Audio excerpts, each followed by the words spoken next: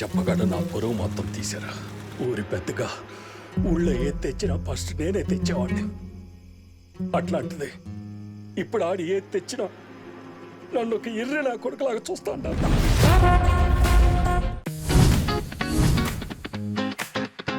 Cinema Samar మనాహలో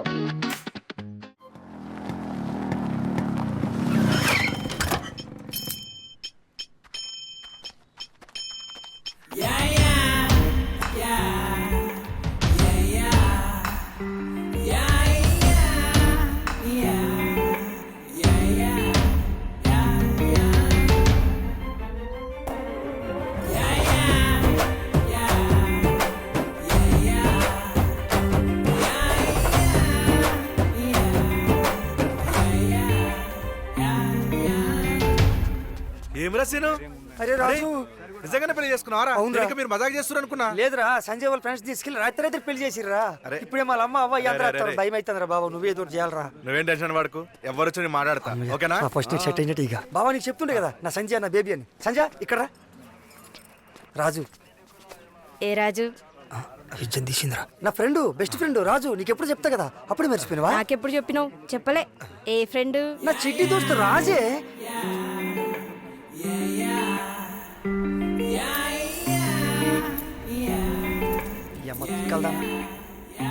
Raju Raju my friend.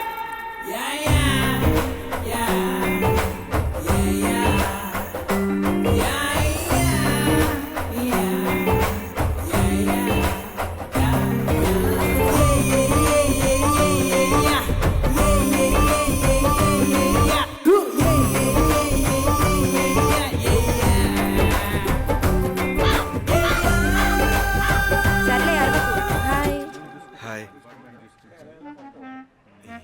అయిందా? ఈ scene గానీ మైండ్ దొబ్బింది. ఏం బాగుందిరా అది? ఈయనకి ఎవరు దొరికినట్టు దాన్ని పెళ్లి చేసుకున్నాడు. దీన్నే నరా రోజు ఫోన్లో బేబీ బేబీ అని సంగనాకుతుండే. ఎట్లుంటేంద్రా, అది మస్తు బలిసిన పోరి. అలా అయ్యే రియల్ ఎస్టేట్ అంట. ఖాళీ దాని పేరు మీద ఉన్న ఫ్లాట్లు అమ్మితేనే 5-6 కోట్లు వస్తాయంట. అవన్నీ మన సీన్ కనుకే కదా. అట్లనా? సీన్ కానీ పెళ్ళం ఫ్రెండ్స్ కూడా మస్తు బ్యాక్గ్రౌండ్ ఉన్నోళ్ళు. హైదరాబాద్ నుంచి ఇంజనీరింగ్ చదవడానికి వచ్చి ఇక్కడ హాస్టల్లో ఉంటూ లంగ కథలు పడుతుర్రు. అవురా, నేను కూడా చూసిన. మస్తు బ్యాక్గ్రౌండ్ ఉంది. ఖాళీ టచ్ చేసి చాలరా పడిపోతారు. Life settle. ఇగో నేను కూడా పోరిని చూసుకున్నా. కాదురా, చూస్తే వాళ్ళు మస్తు స్మార్ట్ ఉన్నారు.